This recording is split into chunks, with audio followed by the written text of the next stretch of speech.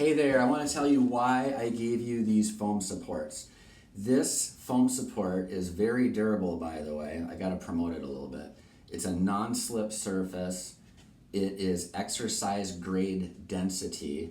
And of course it's lightweight and it's pretty durable. This thing is like 5 years old. I don't know how that happened right there, but my wife has one too. I have the least condition. I think my daughter actually took a bite out of that. I don't know. But yeah, so these foam supports, now I gave one to Renee and she had loved it. And she texted back that she liked it. And I have this extra foam down in the basement. That foam comes from something that I had in California before I moved back here called the posture decompression system. There are these different positions that people would get into that would help them have better posture during the day, such as that piece, we called it the scold, where you could sit on a slanted piece but also lean back against it to help you keep upright and keep your energy throughout the day and prevent forward head posture. And we had the London guard exercise, so you can stand at attention better by pressing the head up against the wall. And we had the Rocket Man, where you're on your back and the foam supports could be angled in a certain position to allow the lower back to open up further. And then we also had the free fallen position, which is really what everything was coming together as. All these foam pieces, which I had gotten from Pomona, and I would keep at our house in Temecula, but then I would transport down and sell to my patients for just like 1 month. This is February, right before COVID. And I sold probably like 20 of them within that month. Wasn't a big profit, but it was a good way to get people to benefit more from things that they could be doing on their own outside. And this position would afford a person the ability to do the cat-cow kind of exercise where you're doing this. But the problem with that is people would have limitations. Their wrists would get sore, their shoulders would get sore, and they couldn't get the benefit. They could maybe just enough get the muscle in that short period of time, but they couldn't address the connective tissue. But even with that, there was a limitation, because although they were able to be suspended in this position for about 10 minutes or so at a time and get some real flow to the connective tissues or the myofascial network, if there's not a pumping mechanism happening, the nutrients really are not getting into the disc. And so that was the limitation of the posture decompression system. It was static, it wasn't dynamic. Well, about 1.5 years ago, I had an injury in the weight room. I was leg pressing, and I felt the middle upper part right under my rib cage of my spine downward, shifting and moving, and just mechanically worse off than it had been previously, when there were all sorts of different signs and symptoms, more of a stabbing type of pain going up and down my spine in that area. And so I knew that my spine was transitioning from suspensory and tension-based to more of a column-like model, and that's what we don't want to have happen. We don't want to have degenerative sorts of changes take place, and that's why we're doing such a big emphasis on getting that head-on straight over the rest of the spine. But I know, looking into the future, I have to do what I think is best for my own to protect myself, because I have a physical job, right? And so I got this certain table that could allow the bottom section to break away to put me into a flexion position, and then I could swing the top section in a certain way. In my case, I went from left to right like this. And also I placed extra tension, a little bit of extra tension on this simple strap right here, because I theorized that with this classical S-pattern scoliosis, the main thing that we can do is to help elongate the myofascia in this area of the spine that connects from the top of the skull all the way down to the bottom toe on that side. And if we can coordinate it with our breathing through a certain exercise, then that's going to be really good. Now, what if we can do that? Because that's really excruciating for a lot of people to get in that position. They have a balance problem, and then how long can you hold that position without the blood rushing to your head anyways? Okay? So what I've done is I've tried, how can I reproduce that position onto this table for the quickest possible change? And I'm going to start this in a 10-minute increment and then build up in 5-minute increments from there. So I had it on just a 10-minute setting, doing this smooth, rhythmic, oscillatory sort of movement to my L1 down through my pelvis. And when I went to bed later that night, I sleep with a pillow on my side, and oftentimes I would have this shifting thing. This is to support the main curve of my scoliosis. And I've had this shifting kind of sometimes when I breathe in ever since about 2017. If I took a deep breath while I was relaxed and in a certain position, I'd feel this like kind of this giving way like mechanically right here. Big deal, right?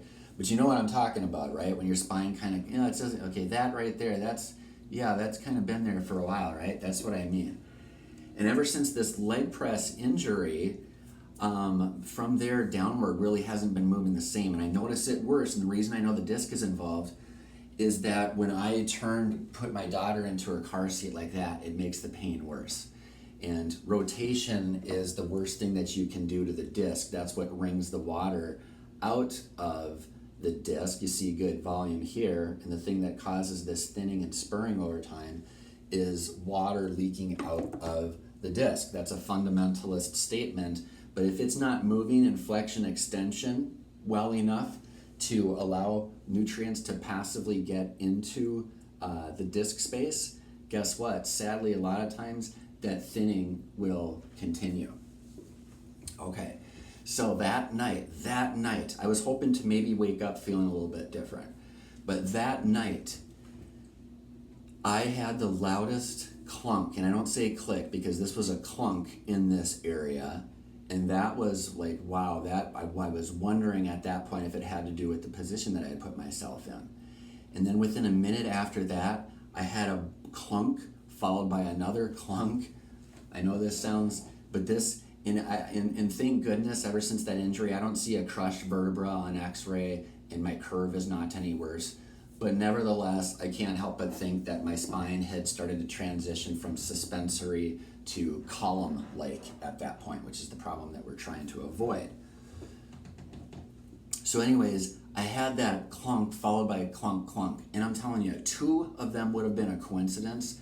3 was a pattern, and the only thing different out of the ordinary that I could associate this with was just 10 minutes in this particular position on the flexion distraction table. Now the good thing is this is night and day easier than the NUCA upper cervical work that we do. And so the protocols are quite easy. I'm actually going to a seminar in Chicago this weekend to learn more about how to implement it effectively. And again, this was an organic experience, something that I really feel is an above, down, inside out. The only thing that I've been consistent with chiropractically is getting my spine checked, the top of my spine, every 3 to 4 weeks without fail for the most part. I used to fly to Tulsa specifically for this work. In fact, that's where I get this handcrafted headrest, if you can see that, Tulsa Spinal Care. And then for the most part, I would drive up to Newport Beach, either from Temecula or Rancho Bernardo. And, and this has been the best thing for my spine. And that's why I say anybody an hour and a half or less away, I want to check them not only for a problem up top, but now the extra special problem where it makes sense to people that the top of the spine is structurally the weakest link, neurologically the most important, everything else has to compensate from there. Let's get this corrected and let's take care of the rest of the fray. Remember, anything that frays does so from the ends, which increases the stress in the middle buckling point right here. So this is a wonderful way that I had a breakthrough in true above, down, inside out fashion.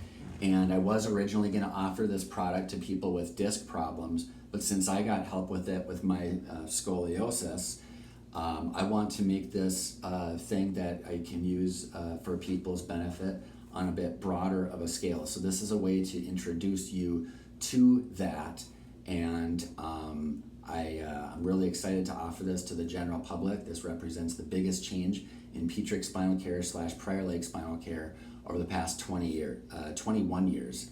And this makes the waiting time of me being here and deciding what I'm going to do for the future of Prior Lake Spinal Care. I'm glad that I was able to start here, but now it's time to layer in and go to the second phase.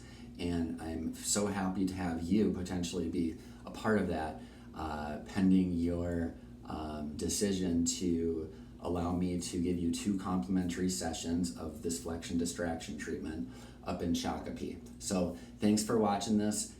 Those sessions are about 25 minutes a piece, and they're outside service to the regular chiropractic care. And if you'd like to have more of those treatments in the future, at least you have an idea of what it's like. And that's pretty much it. No obligation whatsoever. I figured you'd be a good candidate, and it doesn't hurt, right, to check out something new. So let me know.